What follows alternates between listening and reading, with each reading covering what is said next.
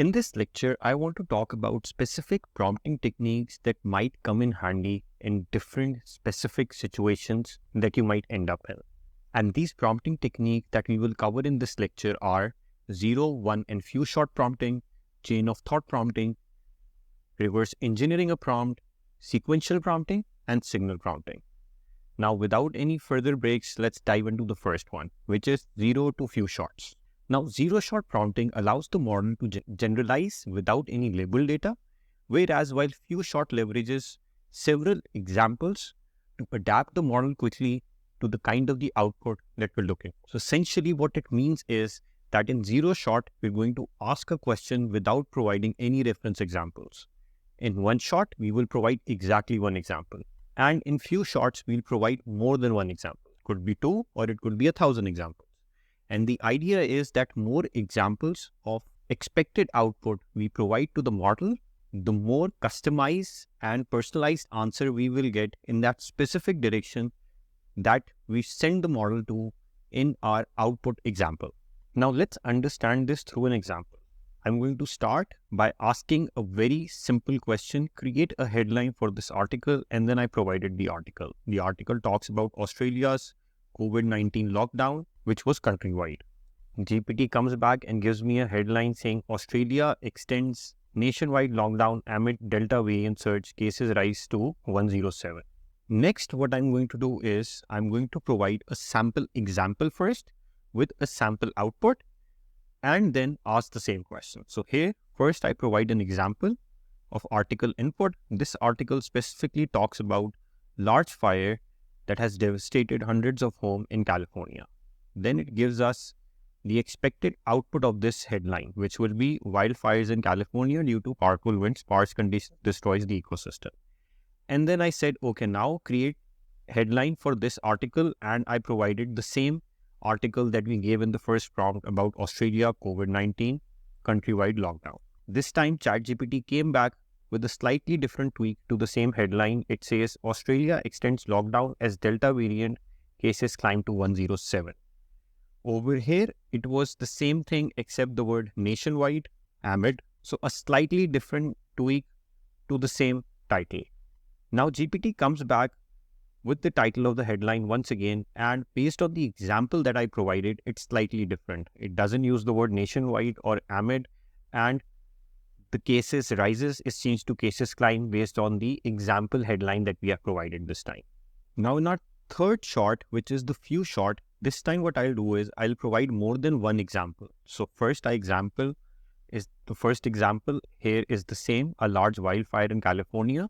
I changed the headline specifically to a very short one and I ended it with an emoji, wildfires in California. Next, one talks about a Brazilian researcher that found a herbivorous dinosaur which is 98 million years old and it's one of the biggest ones. And here again, I provided a very short headline, ended with an emoji just like in the first case. And then I post ChatGPT the same question. Create a headline for this article, which is the same Australian article about COVID-19. So if I copy this example now and I paste this into GPT, now in the output, you will see that GPT was able to understand the kind of the information I was looking in the output based on my example outputs. It used the Australian flag as an emoji here because there was an emoji in the previous cases. And because these were considerably very shrunk, comprehensive headlines, it tried doing the same thing versus the original headlines. And from the previous examples, Australia's lockdown extended to fight Delta outbreak. So in this way, by providing a few examples, I was able to tweak the output in the direction that I wanted the model to go into. So one of the questions that I regularly get from my students is when to use zero-shot prompting and when to use few-shot prompting.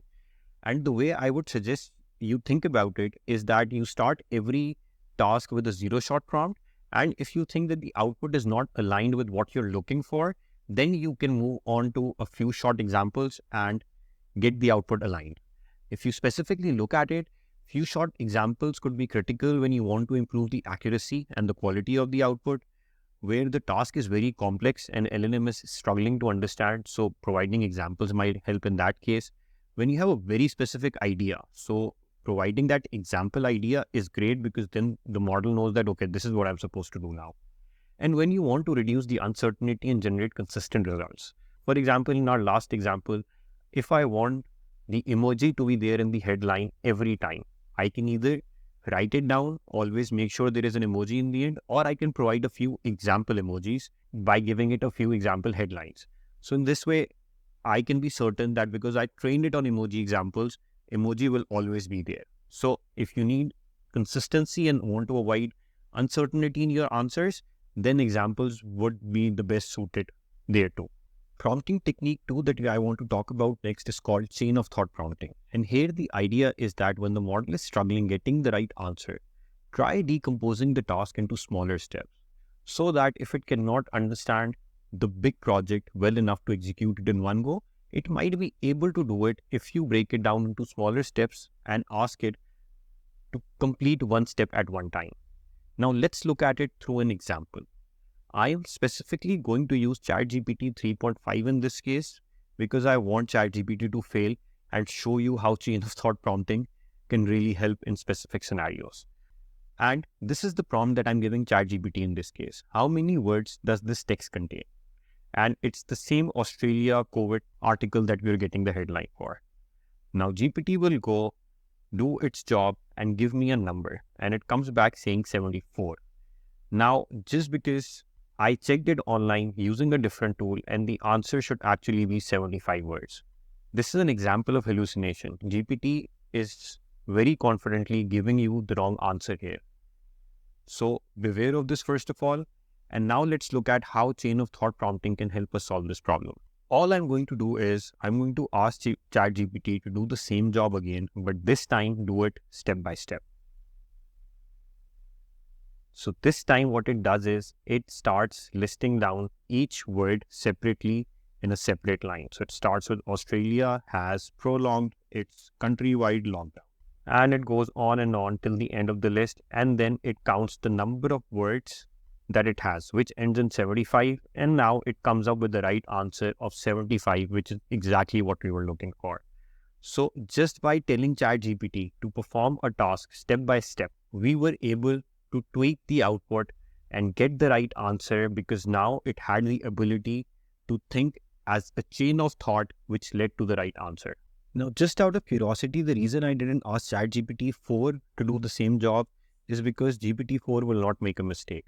Instead of using its own LLM available capability to count the words, it's actually writing a piece of code using the advanced analytics feature, which you have available here. If you see closely analysis, and essentially writes this word count through a function of text.split and gets you the answer of 75. So that's why I specifically used 3.5 in that case, because I wanted to show that LLM by itself might not be able to do that job without the help of the Python code. Now, let's go through another example of chain of prompting and let's talk about creating a product. So let's say we want to create a digital product, for instance, a keto diet informational guidebook. Now, I can just say, write me a book on keto diet, but this would not give me a very comprehensive, good, high quality output. What I'll get is a very generalized, vague book on the topic. GPT-4 was smart enough, though, to understand that first we'll need the table. Now let's understand this concept of chain of thought prompting through a practical example. Let's say we want to write a book, a small informational guidebook on a topic like keto diet. Now, if I go to ChatGPT and I give it a prompt like, write me a book on keto diet, what it would do is, it would write a list of contents, table of contents, and then based on that, I can tell it to expand on any specific topic or chapter that I want. For instance, I can say, expand on chapter 1, and it can go on and write me the content for chapter 1. So a big problem broken down into table of contents and outline, and then broken down into a chapter, and then you can write the chapter. Now, a much powerful way of doing this would be to use specific, authentic, credible sources from the internet on keto diet, merge them up, get their summaries, and then create our table of contents from there. So the more time you spend on research and extracting the right data, there is a higher chance that you'll end up with a higher quality output, and you will not end up with vague and generalized statements in your book. So one way of doing that would be that I can just go to ChatGPT 4 and say, give me bestseller books on keto diet. And I can ask GPT next to provide the summary for each one, their table of contents, and that would provide a decent benchmark for me before I start writing. The next prompting technique that we're going to discover is reverse engineering a prompt. And this has specifically been very useful for me when I've been trying to write with ChatGPT. Teaching GPT my own personal writing style has been a nightmare for me. So reverse engineering prompting has been a powerful technique for me to get that done to a significant level of efficiency.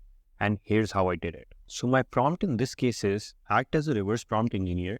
I have given you an output below. I want you to learn the style of writing, the length of the text, the grammar, and the feelings I used. Later on, I'll give you a similar new topic and you'll have to write the text for that topic as well in a similar style. And then if I scroll down, you'll see the text that I provided is about how generative AI is changing and revolutionizing the world. A very small, brief passage that I had written. If you want to read more, you can pause and read in the video. So it comes back saying, I understood the text. You can give me the next topic to work on. And it's ready to give us a similar response on a new topic. The next topic is generative AI. Now we got our second output. Now if you pause and read through, you will realize that the new passage that ChatGPT wrote on generative AI follows the same style and tone that I provided in the example above. So it was able to capture my style to a certain extent. Now if you're specifically interested in writing with AI, then my video on writing with ChatGPT using prompt engineering will be very powerful for you, because there I talk about a specific workflow that I've created to create high quality content from ChatGPT for my copywriting needs. For now, let's move on to the next prompting technique, which will be sequential prompting. Now, sequential prompting is very similar to chain of thought prompting with a few added layers on top. Essentially, I can start with a very basic simple prompt. For instance, I can say, give me a YouTube posting calendar for a 4-week period. Now let's talk about the next prompting technique, sequential prompting. And here the idea is very similar to chain of thought prompting, but what we are doing extra here is we have added a few layers on top. What we're going to do is we're not only going to ask ChatGPT to provide a step-by-step plan or to provide the instructions step-by-step, but we will also ask it to make it a sequence. After each step, GPT is going to ask me if I'm okay with the output, and based on my confirmation, then it can move on to the next step. So it's like a sequence of events. Event B cannot happen unless event A has already occurred. So a very basic example would be creating a content calendar. So if you see here, I've said, give me a YouTube posting calendar for a 4-week period. Break the task into smaller steps, just like I would do with chain of thought prompting. But I've also said, confirm from me if the steps are okay. So I need a validation first of the steps that it will do. Then start performing the steps one by one. That's the next step that it needs to do. And make sure to ask me for each one if we are on the right track. So there is an element of validation and feedback here, which we don't see in chain of thought prompting. So now what I expect is ChatGPT will come up with a list of steps, ask me to validate them for it. And once I do, it will start performing each step and then asking for validation each time. So as expected, it came back asking me a bunch of questions about what kind of YouTube content I want to create and what is the audience I'm trying to attract.